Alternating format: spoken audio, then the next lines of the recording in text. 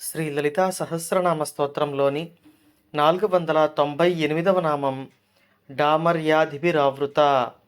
మంత్రస్వరూపంలో శ్రీ డామర్యాధిభిరావృతాయై నమః.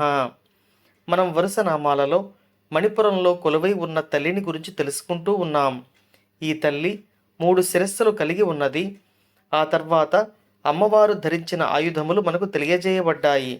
ఇప్పుడు అమ్మవారు 10 దళాల కమలంపై ఆసీనురాలై ఉంటారు అని చెప్పుకున్నాం.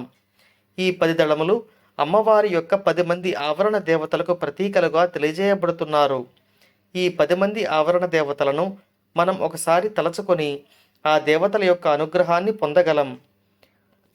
డామరి, ఢంకారిణి, నామిని, తామసి, స్థాణ్వి, దాక్షాయిణి, ధాత్రి, నంద, పార్వతి, ఫట్కారి.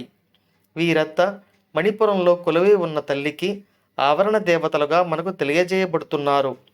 వీరందరి అనుగ్రహం మనపై ఉండాలని కోరుకుంటూ ఆ అమ్మవారులకు మన నమస్కారములు తెలియజేసుకుంటూ ఓం శ్రీమాత్రే నమః.